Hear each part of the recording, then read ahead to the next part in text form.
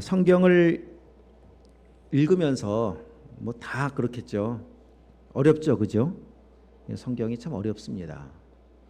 그렇게 봐도 어렵고, 왜냐하면 이 성경은 하나님이시기 때문에 하나님 문자적으로 뭐 지식적으로 공부하는 거는 어느 정도 할 수 있을지 몰라도요, 성경 속에 담겨 있는 깊은 의미까지 안다라고 하는 것은 이건 뭐 거의 우리의 수준으로는 불가능한 일입니다.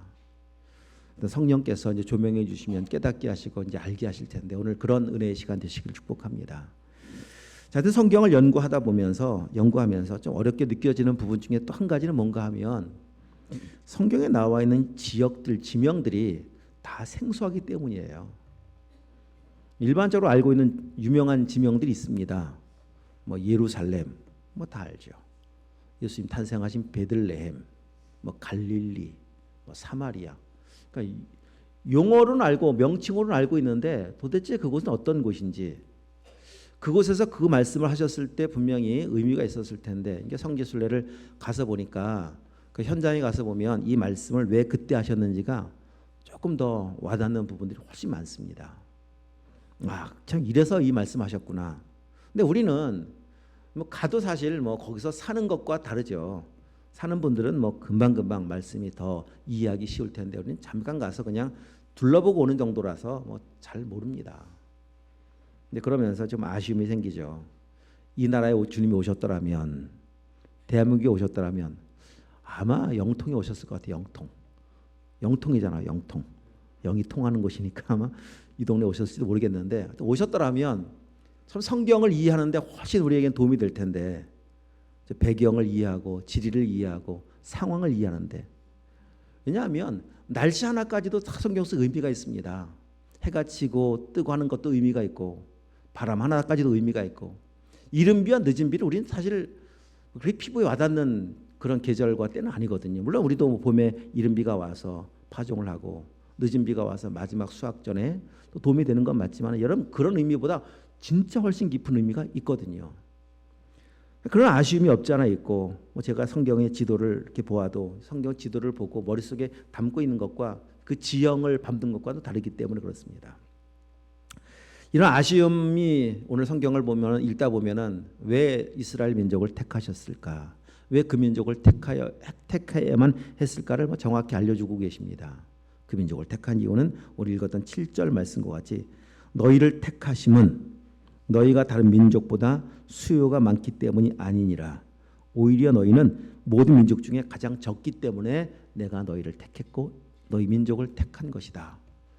그 민족을 가장 적다고 말씀하시는데, 그럼 우리 민족은 그 민족보다 여러모로 낮기 때문에 택할 수가 없었다. 이렇게 이해하시면 됩니다.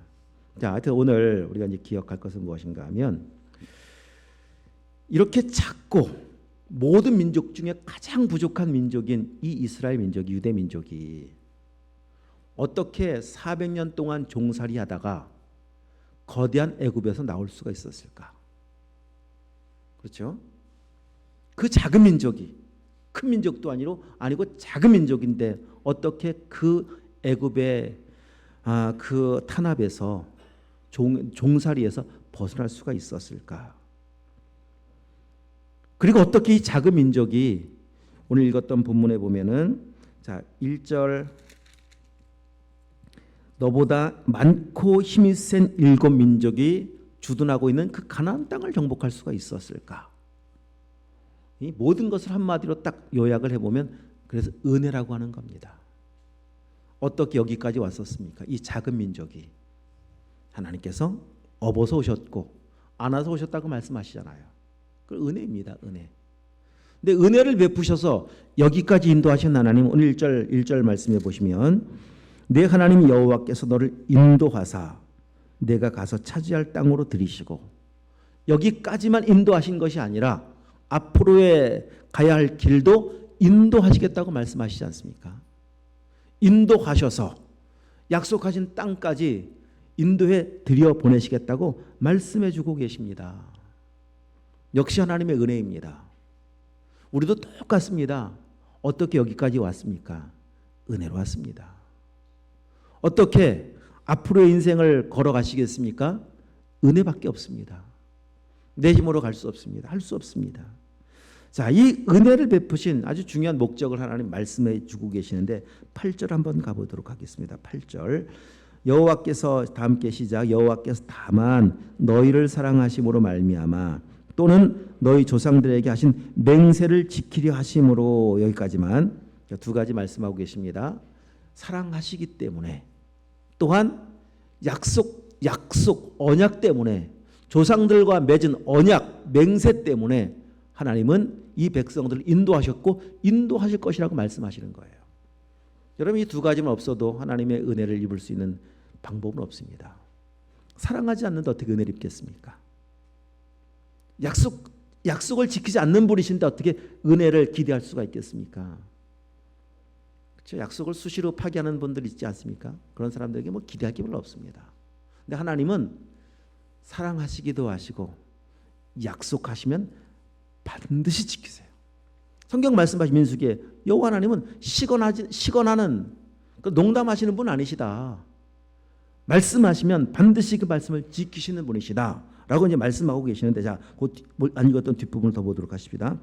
너희 조상 맹세하신 맹세를 지키려 하심으로 말미암아 자기의 시작 자기의 권능의 손으로 너희를 인도하여 내시되 너희를 그 종되었던 집에서 애굽 왕인 바로의 손에서 속량하셨나니. 아멘. 속량하셨다라고 하는 것은 값을 지불한 거예요. 우리 지난주에 고멜의 이야기 살펴보았을 때 고멜을 그 노예 시장에서 풀어주기 위해서는 값을 지불해야 합니다. 그게 속량이고 성경이 말하는 구속이라고 하는 겁니다. 구속. 하나님께서 이스라엘 백성들을, 하나님께서 우리를 애굽에서 노예에서 죄에서 건져내시기 위해서 지불한 값의 그 값은 바로 예수 그리스도의 생명의 값입니다. 생명의 값을 지불할 만큼 사랑하시는 것이고, 생명 예수님 독생자의 값을 지불할 만큼 우리는 소중하고 가치 있고 보배로운 존재이기 때문에 그렇습니다. 그래서 대가를 지불한 거예요. 사람도요, 대가를 지불하는 걸 보면 알아요. 무엇을 사랑하는지, 무엇을 소중히 여긴 줄 알아요. 소중히 여기는 것은, 사랑하는 것에는요 진짜 아낌없이 대가를 지불합니다. 그렇죠? 여러분 다 경험하시잖아요. 보십시오. 이 연약한, 모든 민족 중에서 가장 연약한 민족, 가장 부족한 민족, 이 민족을 향한 하나님의 사랑이 얼마나 큰가를 보십시오. 속량하실 만큼 독생자를 내보내셔서 십자가 내어주셔서 구원하실 만큼 사랑하시는 분 아니십니까? 바로 이제 이 출애굽의 여정 속에 보여주고 있는 이 내용은 우리를 구원하신 하나님의 그림자이고, 확대시켜보면 큰 그림이에요. 이렇게 나를 사랑하시는 거구나. 여러분 개인으로 적용하셔도 아무 문제 없어요. 하나님의 사랑이 이렇게 크고 놀라운 것이구나. 나를 향하신 하나님의 사랑이 이렇게 놀랍기 때문에 나를 위해서 독생자 예수님을 보내신 것이고, 나를 구속하시려고 그 핏값을 지불하신 겁니다. 우리가 어떤 존재인데요? 약합니다. 약한 건 어떤 힘 이런 문제가 아닙니다. 가장 부족하고 모자란 것은, 그 말은 죄인이라는 거예요. 무능한 존재, 아무것도 할 수 없는 존재, 범죄한 존재, 하나님 앞에 원수로 살고 있는 우리, 구원받을 방법 전혀 없는 우리, 그렇게 연약한 우리들을, 원수된 우리들을, 범죄한 우리들을 향하신 하나님의 사랑이 변함이 없습니다. 하나님 언약이 변함이 없습니다. 그래서 우리가 구원받았습니다.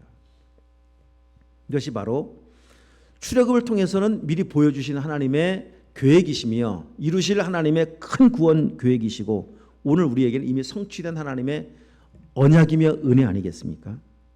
자, 그렇다면 이제 살펴볼 것은 왜 이런 은혜를 베푸셨을까? 자, 왜 이런 연약한 민족을 택하셨고 왜 이 연약한 민족을 불러내셨을까? 목적 있지 않겠습니까? 그냥 마냥 사랑해서 아닙니다. 의미를 가지고 만드신 거예요. 목적을 가지고 만드신 거예요. 자, 그 목적이 무엇인가는 이미 출애굽기 19장 4절부터 6절 말씀에서 다 살펴보았었습니다. 첫 번째, 내 소유가 되게 하시기 위해서. 소유. 구원은 먼저 하나님의 소유가 되는 것이다. 여러분 꼭 기억하셔야 됩니다. 하나님의 자녀가 되는 겁니다. 그래서 구원을 받았다라고 하는 것은 소속이 바뀐 것이고, 다 살펴본 거예요. 주인이 바뀐 것이고, 그래서 소속이 바뀌고 주인이 바뀌었으면 바뀌어진 소속에 맞는 삶 살아야 되는 것은 당연한 것이라고 말씀드렸었죠. 한국의 국적으로 한국 사람이 되었으면 한국 국적에 맞는 삶을 사는 것 당연한 것이고, 청년이 군대 가면 군대법 따라야 되는 거 당연한 것이고, 당연한 것입니다. 우리 소속이 바뀌고 주인이 바뀌어서 예수님 나의 주인 되셨다면 여러분 입으로만 주여 주여 하는 거 가지고 안 됩니다. 주님의 뜻대로 살아가는 사람을 주님의 자녀라고 성경이 말씀하고 있어요. 그래서 소속이 바뀐 사람들, 주인이 바뀐 사람들은 비록 애굽에서 살아도 하나님 말씀에 순종하며 살더라. 그 사람들이 지난주 살펴보았던 산파들. 자, 바벨론 포로로 잡혀가지만 바벨론 법 따르는 것이 아니라 말씀 따라 살더라. 그래서 뜻을 정하여서 왕궁에서 제공하는 음식 먹지 않습니다. 왕이 정해놓은 만드는 금신상에 절하지 않습니다. 왜? 내가 하나님 소속인데요. 하나님의 자녀인데요. 어떻게 하나님의 뜻에 어긋난, 하나님의 말씀과 어긋난 그 일을, 그 삶을 내가 살 수가 있겠습니까? 풀무불에 들어가도 괜찮고요, 사자굴에 들어가도 괜찮습니다. 이것이 소속 바뀐 사람들이 살아가는 삶의 태도였습니다. 오늘 우리의 삶도 이러기를 축복합니다. 왜? 바뀌었잖아요. 주님이 주인이시지 않습니까? 자, 오늘 이제 살펴볼 중요한 두 번째, 애굽에서 건져내신 중요한 의미를 더 살펴봅니다. 중요한 의미는 너희가 제사장 나라가 되게 하기 위함이다 라고 말씀하셨습니다. 제사장은 하나님을 예배하는 민족, 예배하는 사람을 제사장이라고 말을 합니다. 근데 하나님 뭐라고 말씀하셨는가 하면 제사장 나라라고 말씀하셨어요. 그럼 이제 확대시켜보면 되겠죠. 제사장 나라는 하나님을 예배하는 나라, 하나님을 예배하는 민족을 제사장 나라라고 말을 합니다. 제사장이 되기 위해서, 그러니까 예배자가 되기 위해서, 한 나라가 예배하는 나라가 되기 위해서는 예배하는 사람이 있어야 돼요. 예배하는 사람이 없이 어떻게 예배하는 나라가 될 수가 있겠습니까? 그렇지 않습니까?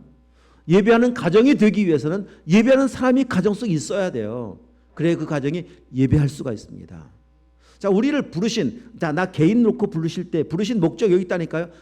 내가 예배자가 되고, 내가 예배자가 되어서 내가 처해 있는, 내가 있는 자리, 내가 가는 그곳, 여러분이 계신 곳이 가정이라면 가정이 예배하는 가정이 되기 원하시는 거고요. 여러분이 계신 곳이 직장이라면 직장도 예배하는 직장이 되기 원하시는 거고요. 이 나라가 예배하는 나라가 되기 원하는 거고요. 선교를 또 가잖아요. 그 나라가 예배하는 나라가 되게 하기 위해서 가는 거 아니겠습니까? 주님 근데 예배하는, 누가 예배합니까? 주님을 만나 예배하는 거예요. 순서 그런 겁니다. 하나님의 소유가 돼야만 예배를 할 수가 있어요. 소유가 안 되는데 어떻게 예배를 합니까? 주인이 안 바뀌었는데 어떻게 예배를 합니까? 자, 보십시오. 가야 할 그 땅, 그 땅에 살고 있는 민족들, 오늘 1절에 나와 있는 그 7 족속들, 가나안 땅에 살고 있는 7 족속들, 그 족속들은 예배가 없습니다. 5절을 먼저 보시면은요, 그 땅에 있는 사람들이 하는 일들입니다. 우상의 제단들이 있고, 주상들이 있고, 목상들이 있고, 조각한 우상들이요, 그 땅 안에 가득합니다. 곳곳에 가득합니다. 근데 하나님의 뜻은 이 백성들 그곳에 보내서 그 땅이 예배하는 나라가 되기 원하고, 그 땅만 아니라 아브라함을 부르실 때 말씀하셨던 것까지 너를 통해서 모든 민족이 다 예배하는 나라가 되기 원해서 내가 너를 부른 것이라고 아브라함을 통해서 부르신 목적을 말씀해 주셨잖아요. 그게 하나님의 목적이시고 언약이십니다. 그래서 지키시는 거예요. 하나님께서 구원하시는 것이고 인도하시는 겁니다. 네, 이제 문제는 그 땅에 살고 있는 가나안의 7 족속들은 이스라엘 백성들이 그 땅을 향해 가고 있으니까 스스로 알아서 여기 우리 땅 아니지라고 하면서 그냥 알아서 피해가지 않는다는 거예요. 그래서 불가피하게도 싸워야 합니다. 전쟁을 해야 합니다. 그런 상황 앞에 있음을 지금 주시는 거예요. 너희가 갈 땅은 비어있는 땅이 아니란다. 그럼 참 좋을 텐데 그렇지 않습니까? 다 아파트 만들어 놓고 신도시 다 만들어 놓고 그냥 몸만 가서 들어가 살면 참 좋을 텐데, 가나안 땅에 그렇게 가면 참 좋을 텐데 그런 땅이 아니랍니다. 그 땅에는 1절 말씀하셨던 것이 너보다 힘세고 많고 그런 7 족속이 그곳에 있단다. 근데 그런 민족들을 어떻게 해야 된다고 말씀하시는가 하면 쫓아내야 된다. 어떻게 쫓아내라고 2절 말씀해 보면 완전히 진멸, 씨도 싹도 남기지 말고 완전히 제거하라고 말씀하세요. 왠지 아십니까? 진멸하라고 말씀하시는 이유는 그 땅에 살아야 되기 때문이에요. 그 땅에서 영원토록 생명의 삶을 유지해야 하기 때문에 그런 겁니다. 왜냐하면 내가 진멸하지 않으면요, 진멸당한다고 말씀하세요. 우리 지난 주간 동안 또 신명기를 통해서 쭉 보면서 살펴보고 묵상할 말씀이겠지만 이런 내용을 반복으로 말씀하십니다. 여러분 6장을 한번 가보세요. 지난주 묵상했던 말씀만을 몇 구절 찾아보겠습니다. 6장도 그런 내용이거든요. 하나님을 사랑하는 자에게 심지 않은 또 짓지 아니한 뭐 이런 걸 내가 주마. 자, 그럴 때 조심해야 될 것이 있다. 자, 11절부터 쭉 그런 말씀하시면서 우리 13절부터 15절까지만 보십시다. 내 하나님 여호와를 경외하며 그를 섬기며 그의 이름으로 맹세할 것이니라. 너희는 다른 신들 곧 내 사면에 있는 백성의 신들을 따르지 말라.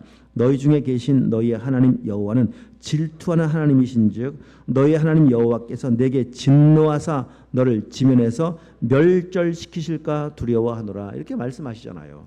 더 보십시다. 우리 4절 아까 보았었고 4절 보시다. 안 바꾸라. 4절은 자, 4절 읽습니다. 7장 4절이에요.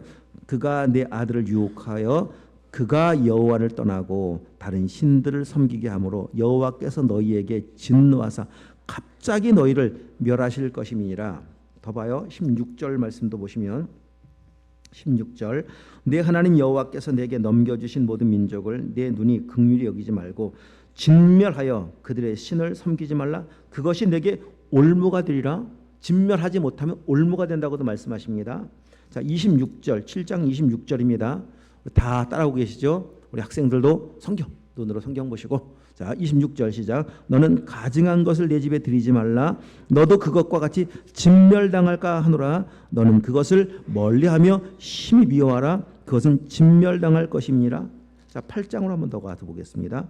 우리 8장까지 지난주 묵상하고 오늘 9장을 묵상했는데 8장 19절 20절 시작. 내가 만일 내 하나님 여호와를 잊어버리고 다른 신들을 따라 그들을 섬기며 그들에게 절하면 내가 너희 중에 증거하노니 너희가 반드시 멸망할 것이라. 여호와께서 너희 앞에서 멸망시키신 민족들 같이 너희도 멸망하리니 이는 너희가 너희 하나님 여호와의 소리를 청종하지 아니함이니라. 이 내용입니다. 쫓아내지 않으면 너희가 망해. 진멸하지 않으면 그것 때문에 너희가 진멸을 당해. 진멸을. 그래서 반드시 제거해야 돼. 자, 진멸하라 이렇게 반복 말씀하시는 모습을 보면서 야, 하나님 너무 하시는 거 아닌가? 뭐 이런 생각이 우리 마음속에 좀 불편함으로 다가올 수도 있습니다. 왜 이렇게까지 말씀하시지? 적당히 좀 함께 살면 되는 거 아닌가?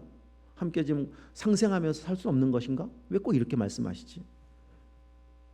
여러분 이 싸움이라고 하는 것은 단지 영토 확장을 위한 싸움 아닙니다. 민족을 정복하고 나라를 정복 이런 싸움이 아닙니다.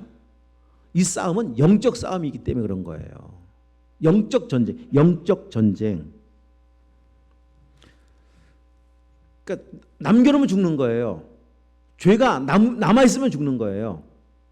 여러분 쉽게 한번 이해할 수 있게끔 예를 한번 들어드릴게요. 자, 새로 집을 이제 이사를 해야 합니다. 이사하는 집에 들어가야 될 집에 들었던 정보는 뭔가 하면 그 집에 쥐가 몇 마리 산대요. 쥐. 그래도 뭐 이사하시겠죠 여러분?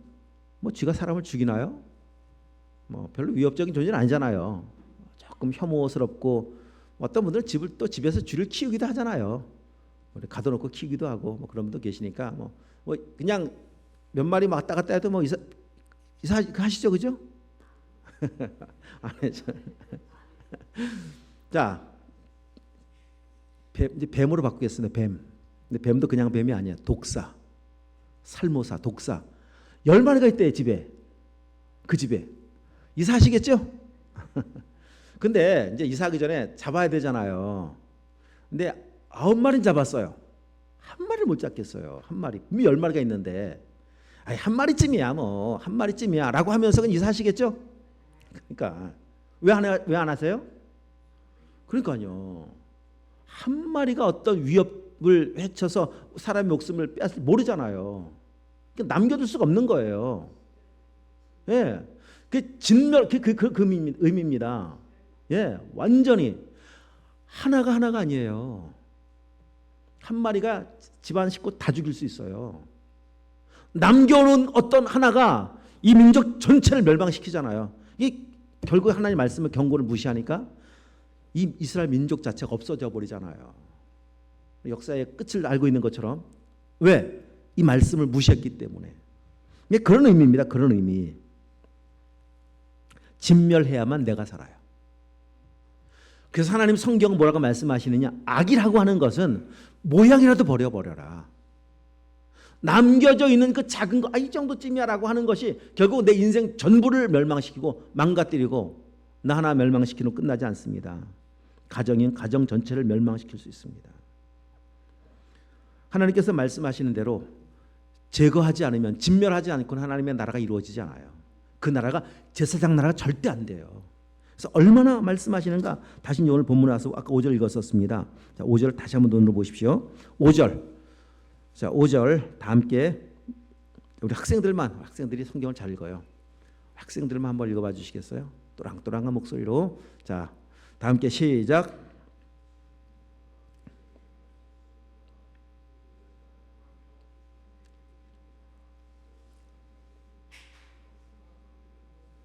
아멘. 잘 읽었어요.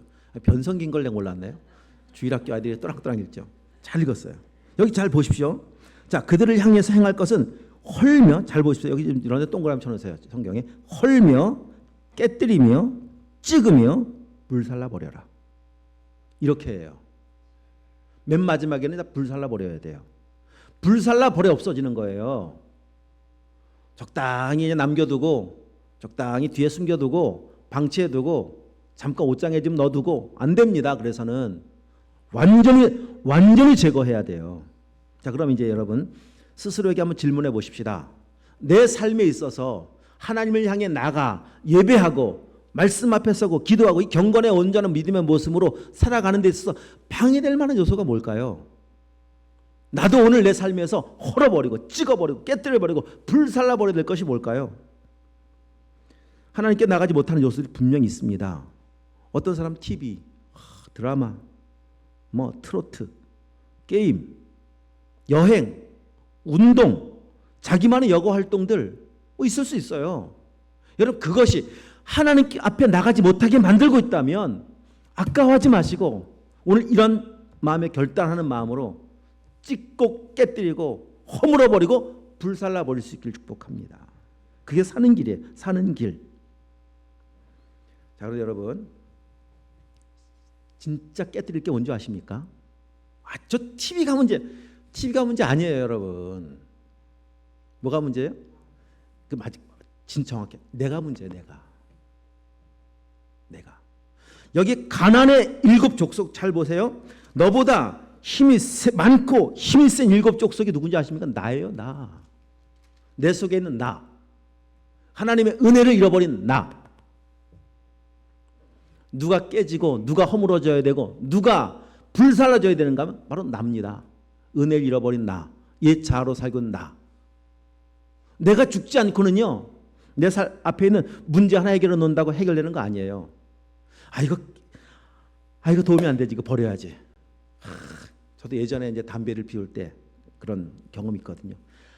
이거 안 되는데, 이거 안 되는데 이제 뜯어버리기도 하고 아궁지에 넣어보기도 하고, 저 군대 생활할 때는 저 군대 철책상 던져보기도 하고, 해본 거 여기처럼 찢고 깨뜨리고 불살라 버렸잖아요.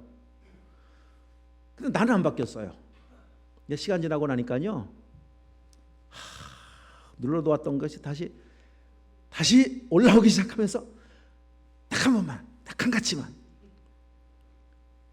내가 변화되지 않으면은요, 이런 행동의 일을 매일 반복해도 소용없어요.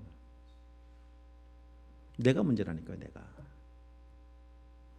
그래서 정말 하나님의 은혜, 하나님의 생명의 은혜는, 하나님의 나라는 언제 예배가 가능한가 하면은요, 내가 죽을 때예요. 그럴 때 내가 죽으면은요, 저절로 해결되어져. 이런 문제들은. 왜 이게 여기 있지? 이게 도움이 안 되는 이게 왜 여기 있나? 콱콱콱 쏟아버리고 치워버리는 거예요. 이거 백해무익한 건데 버리는 거예요. 그래서 오늘도 십자가가 필요합니다. 내가 그리스도와 함께 십자가 못 박혀 내가 죽는 그 죽음의 시간이 또 필요한 거예요. 매일 필요합니다. 바울의 고백과 같이 날마다 필요합니다. 날마다 하나님의 은혜가 필요합니다. 그래서 오늘 자 말씀을 정리하면서 8장에서 넘어가 보시면은요, 모세가 이스라엘 백성들에게 설교하면서 얼마나 간절하게 이렇게 당부하는지 몰라요. 8장 11절 다 함께 읽습니다. 내가 오늘 내게 명하는 여호와의 명령과 법도와 규례를 지키지 아니하고 내 하나님 여호와를 잊어버리지 않도록 삼갈지어다. 모세가 이 설교하면서 내 하나님 잃어버리지 않아야 된다. 하나님 잃어버리지 않는 게 뭡니까? 하나님이라는 이름을 잃어버리지 않는 것도 아니고요. 뭐 기억 속에서 사라져 버린 것은 무엇인가 하면 여러분 하나님 다 알고 계시는데 하나님의 은혜입니다. 은혜 잊어버리지 않아야 된다. 은혜. 그래서 그 다음 아래 보시면요, 14절 말씀 보시면, 자 다시 14절 읽어요. 내 마음이 교만하여 내 하나님 여호와를 잊어버릴까 염려하는, 여기까지만 보십시다. 여호와 하나님을 잊어버릴까 염려한다고 참 안타까운 마음으로 지금 설교하고 있는 거예요. 모세는 너희가 하나님 잊어버릴까 내가 심히 염려스럽다. 심히 염려스럽다. 저도 마찬가지입니다. 저에게 있어서도 하나님의 은혜 잃어버리지 말아야 되는데 저 스스로를 향해서 염려스러운 거고요. 우리 사랑하는 성도들을 바라보는 저희 마음속에서도 이런 염려가 있는 거고요. 우리 사랑하는 성도들이 은혜 잃어버리지 말아야 되는데, 은혜 잃어버리지 말고 살아야 되는데, 그런 마음 아니겠습니까? 자 그러면 여러분 잘 보십시오. 이 땅에 살면서 우리는 뭐 사실 잊어버리는 거 투성이고 잃어버리는 거 투성이고 살 수밖에 없지만 꼭 기억할 것, 꼭 잃어버리지 말아야 될 것, 이 은혜인데 오늘 지금 그러면 나는 은혜를 간직하고 살고 있는지 아니면 잃어버렸는지 좀 점검해 볼 필요가 있습니다. 자 진단이 지금부터, 만약에 지금 잃어버렸다면 다시 회복하셔야 돼요. 아 내가 은혜를 잃고 살고 있구나. 왜냐하면 결론적으로 살펴보겠지만 잃어버리고 살아가는 이 삶의 결과가 무엇이냐? 아까 말씀하셨습니다. 미리 한번 먼저 볼까요? 미리 결론을 19절 맨 마지막 19절입니다. 너희가 반드시 멸망하기 때문입니다. 반드시입니다. 반드시.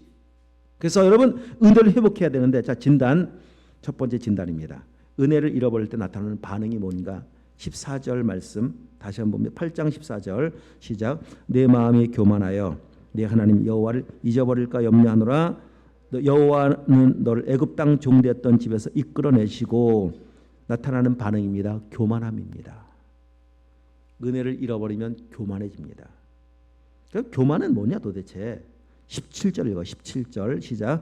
그러나 내가 마음에 이르기를 내 능력과 내 손의 힘으로 내가 이 재물을 얻었다 말할 것이라. 이게 교만함입니다. 내가 내 능력으로 재물을 얻었지.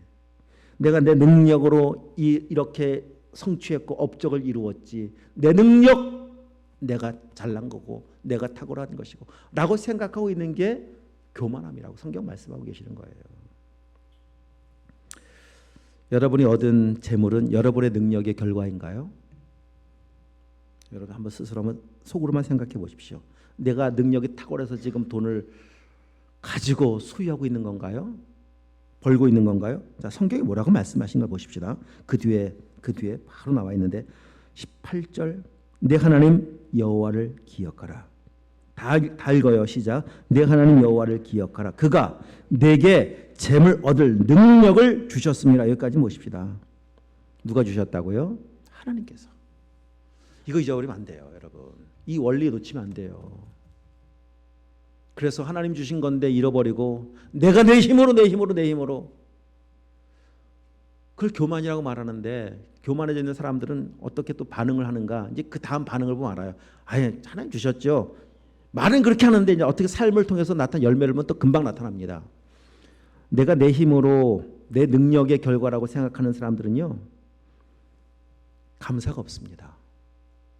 무엇을 주어도 감사가 없어요. 하나님께서 주셨다고 믿어야 감사가 나오는 거예요. 감사와 은혜가 세트입니다. 은혜를 알아야 감사가 나와요. 은혜를 모르는데 어떻게 감사가 나와요?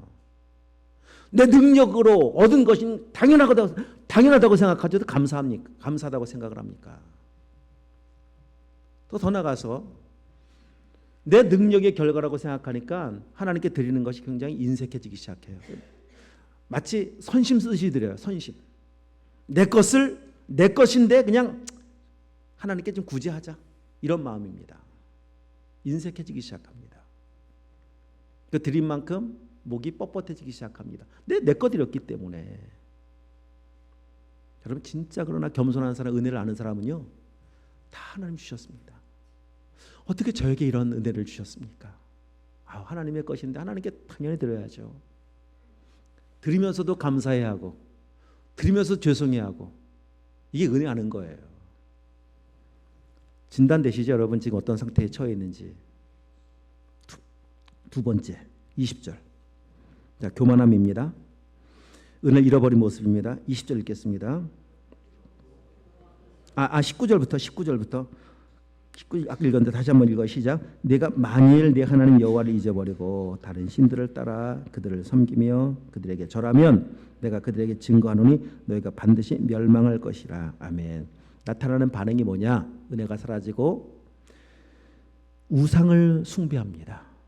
여기 나와 있지, 읽었던 말씀과 같이 여호와 하나님을 잊어버리고 다른 신들을 따라 그들을 섬기고 그들에게 절하면, 여호와를 은혜를 잃어버리면, 그 사랑을 잃어버리면 바로 등장합니다.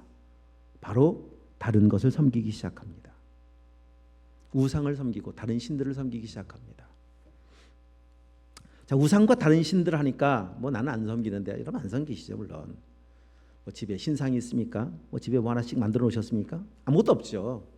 다 집에 가면 교패가 붙어 있고, 다 집에 가면 그래도 장식장에 성경책이 있는데 우상 안 섬기죠. 근데 여러분, 성경이 말씀하신 우상은 어떤 모양, 절에 있는 어떤 우상 신단, 신주단 이런 것만이 우상이라고 말씀하는 것이 아니라 하나님보다 더 사랑하고, 하나님보다 더 의지하고, 하나님보다 더 신뢰하고 살아가는 모든 것들이 다 우상이라고 말씀하시는 거예요. 어떤 사람에게는 돈일 수도 있고요, 명예일 수도 있고요, 권력일 수도 있고요, 어떤 자신의 환경일 수도 있고요, 자식일 수도 있고요. 하여튼 그것이 어떤 것이 됐든 하나님보다 더 사랑하는 대상이 되어버렸다면 성경이 정의하시는 겁니다. 그것은 우상이다.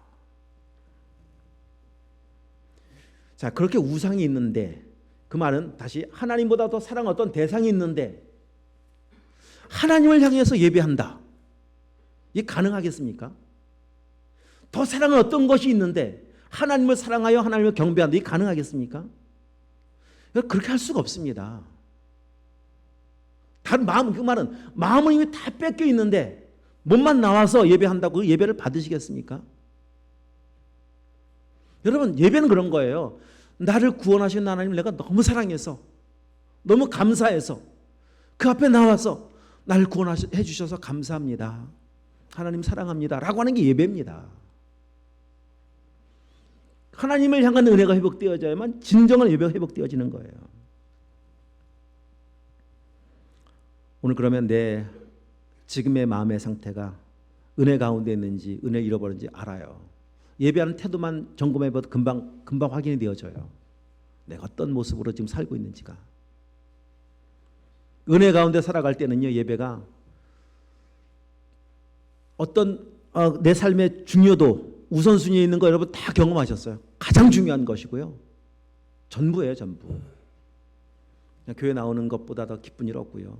예배하러 나와서, 교회당 나와서 그냥 앉아있으면 눈물이 뚝뚝 떨어지고, 찬송가 가사가 다 내 고백이기도 하고, 말씀은 송이꿀처럼 달기도 하고. 그 예배 드렸던 여러분 기억이 언제이십니까 도대체? 옛날 기억이 아니라 오늘 매일 우리의 삶의 고백이고 간증이 되어야 되지 않겠습니까? 그것이 예배자로 살기 원하시는 하나님의 구원의 목적이십니다. 제사장으로 부르시고 제사장 나라가 되게 하시는 하나님의 구원의 계획이시고 목적이시라니까요. 이런 은혜가 회복될 수 있기를 축복합니다. 자, 한 가지 더.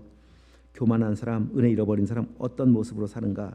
20절 말씀 보십시다. 20절입니다. 여호와께서 너희 앞에서 멸망시키신 민족들과 같이 너희도 멸망하리니 이는 너희가 너희의 하나님 여호와의 소리를 청종하지 아니함이니라. 교만한 사람들의 특징입니다. 은혜 잃어버린 사람의 특징입니다. 20절의 맨 마지막 부분, 여호와의 목소리, 하나님의 음성을 듣지 않습니다. 청종하지 않습니다. 듣지 않는다, 청종하지 않는다. 이게 여러분 이런 뭐 청각의 문제가 생겼다 이런 거 아닙니다. 말씀이 안 들려옵니다. 말씀을 안 들려오는 이유는 말씀에 대한 기대가 없는 거예요. 자, 말씀은 하나님이시잖아요. 자, 우리 1장 1절 승민이가 잘 읽었던 성경 요한복음 1장 1절 다 시작.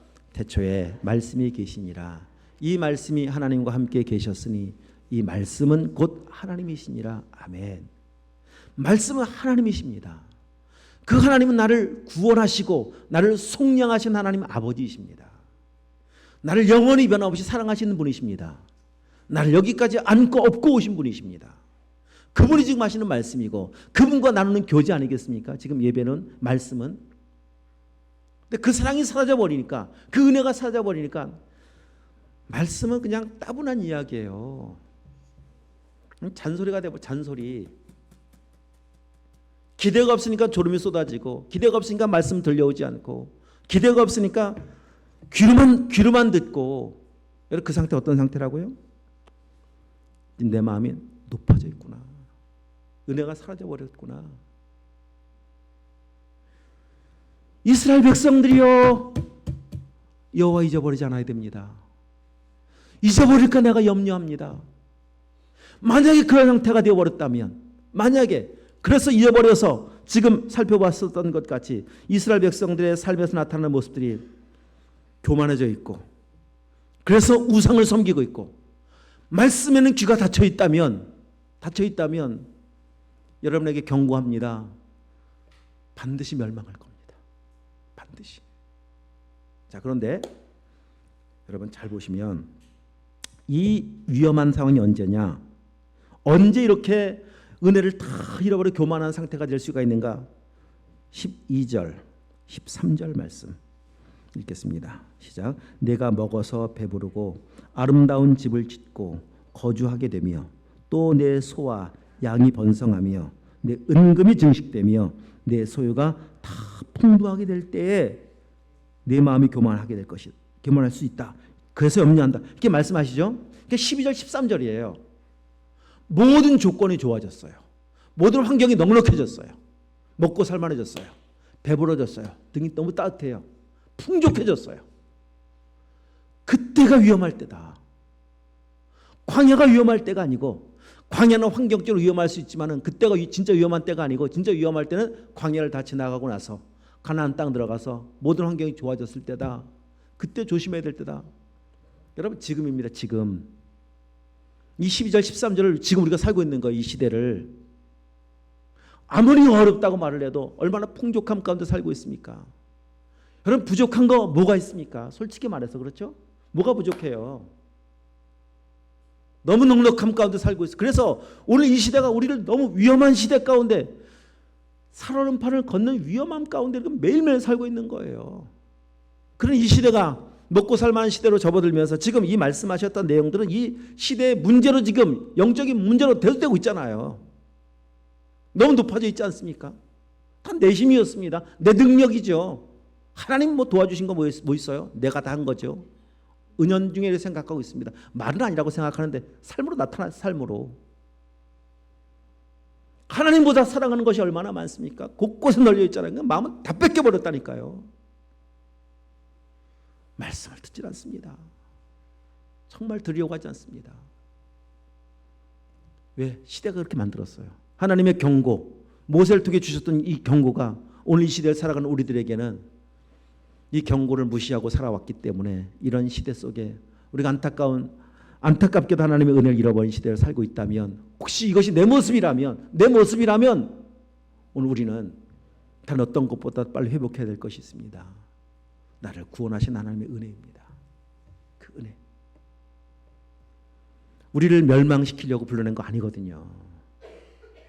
영원한 하나님의 자녀, 왕같은 제사장 되어서 그분의 영광을 찬송하는 존재로 이 땅을 살게 하시고 원하시지 않습니까?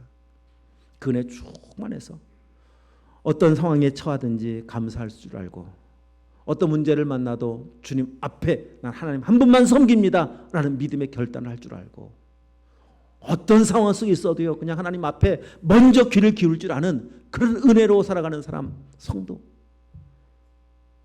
그런 사람에게 오늘 어떤 약속을 하고 계시는가? 참 이 말씀도 참 여러 번 말씀하시는 내용인데, 자, 우리 읽었던 본문 말씀을 다시 돌아오셔서 9절 말씀을 보시면, 자, 9절이 결론입니다. 오늘 말씀에. 자, 읽습니다. 그런즉 너는 알라. 7장 9절입니다. 그런즉 너는 알라. 오직 내 하나님 여호와는 하나님이시요 신실하신 하나님이시라. 그를 사랑하고 그 계명을 지키는 자에게는 천대까지 그의 언약을 이행하시며 인애를 베푸시되. 이러고 싶으신 분이세요. 천대는 숫자의 천대가 아닌 거 알고 계시잖아요. 영원히 은혜를 베푸시고 인애를 베푸시고 하나님 영광을 맛보게 하시기 원하시는 하나님이십니다. 그 키는 우리에게 있습니다. 오늘 다시금 난 하나님의 은혜를 회복하시고 그 은혜 가운데 믿음의 삶을 살아가심으로 하나님께서 주고 싶어 하신 이 놀라운 영적인 복을 다 누리며 사시기를 축복합니다. 기도하도록 하겠습니다. 하나님 아버지 감사합니다.